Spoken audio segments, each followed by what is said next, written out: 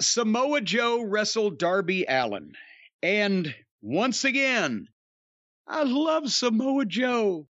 I don't know how they have managed to do this to where, I've complained in the past that they bring guys in and don't, give them any wins on television. So he's figured out a way to make the guy less over and less interesting by giving him wins on television, just to get even with me. Samoa Joe and Darby Allin could have been a good match, I would think.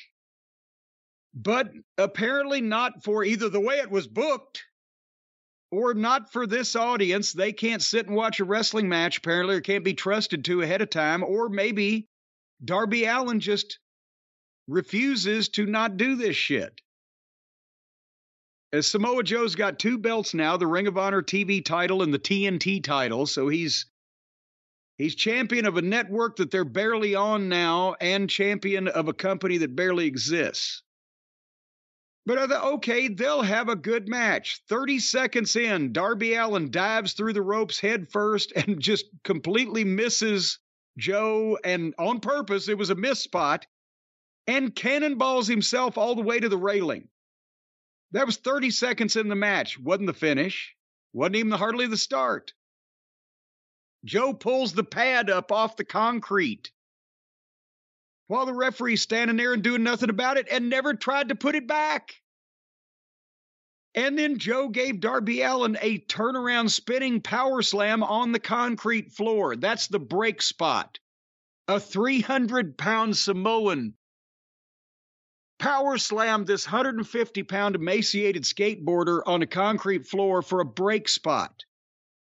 When they come back 3 minutes later, Joe runs him down the apron of the ring and into the ring post, and he spins around in 2 flips and takes a bump off the apron of the floor again. That's not the finish.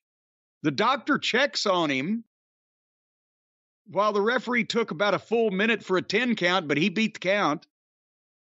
And then Darby Allin was back in the ring. Joe gets a 2 count.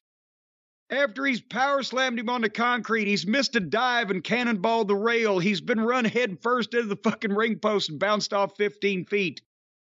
And then, within 30 seconds, Darby Allin is up, leaping over the top rope, giving Joe a coffin drop off the top rope to the floor, and then running and leaping and making a comeback and getting 2 counts. This is what we talk about when I say you can give somebody a finish, but the match is up to them, and this was horrible. Because what can anybody else do? And how ineffective can Samoa Joe be? What else can you do to hurt a motherfucker? If this fucking emaciated small child cannot be hurt by any of this, why should anybody sell anything?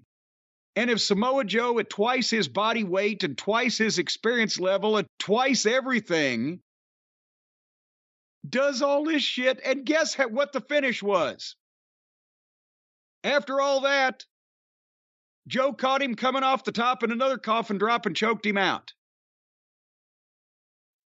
So, power slam on the concrete didn't beat him. Head first into the ring post like a fucking lawn dart didn't beat him. Diving head first to concrete floor didn't beat him. We choked him out. But it's okay, because then after the finish, Joe's parading around and Darby Allin got back up and dared him to fight him again. So he did. Because there's an afterbirth in every match. And Joe beats him up again and then gives him a muscle buster on the skateboard with the wheel side sticking up. And then put the choke on him and choked him out again.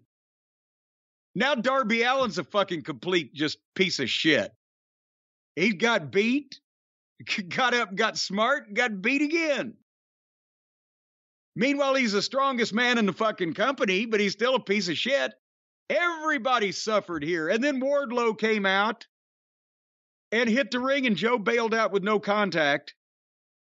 And so that was anticlimactic. So we can kind of stop wrestling now, because a 300-pound Samoan giant can't hurt a fucking skateboarder half his size with anything he does. What'd you think of this contest? It was nice to see Darby in a high-profile match on TV.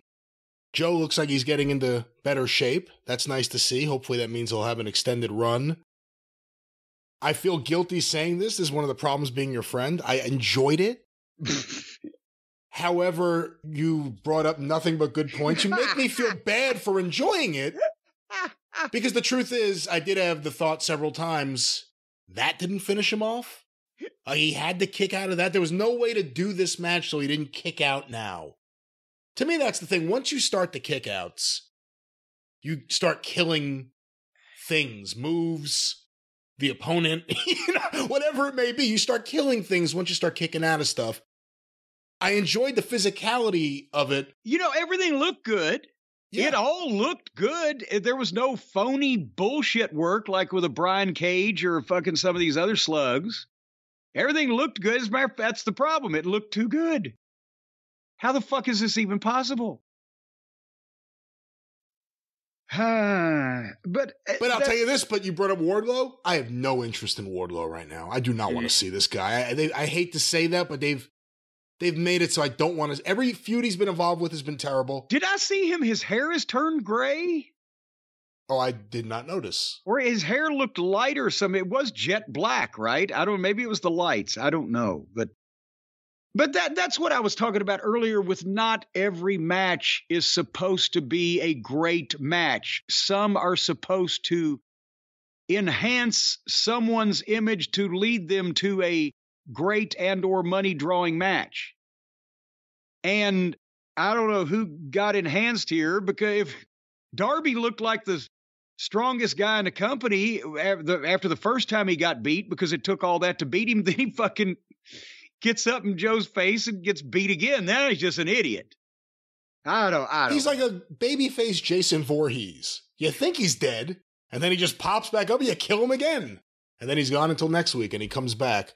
And you kill him again. And then you kill him again. Didn't Jason got a couple of people before he started getting killed all the time, didn't he?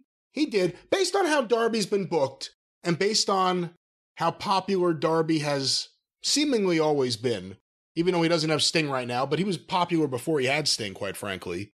I think he's helped Sting almost as much as Sting's helped him, in a way.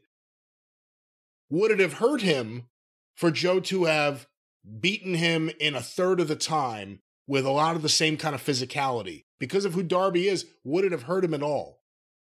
No, that actually would have made an impact, because then people would have said, wow, Darby doesn't usually get beat that quick. Because if the point is to get Joe over, which apparently that was here, then you would have done that. But as it was, it took Joe everything that he could fucking do to beat this guy, and then a guy twice the size of Darby Allin, Wardlow, comes out. What the fuck?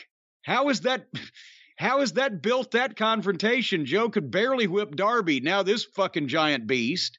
Instead, it's supposed to be, wow, Joe beat Darby that quick, but here comes Wardlow. But so trying to let Darby take all his goofy death wish bumps that he wants to take to show how tough he is and how crazy he is, put a lot of attention on him, which took attention away from Joe beating him because it took him forever and everything. But Joe still beat him and then beat him again. Let's move on. Did you asked me not to skip the interview with Pockets and Pip Sabian. And clearly you skipped the Moxley one, because it was a Moxley promo earlier, too.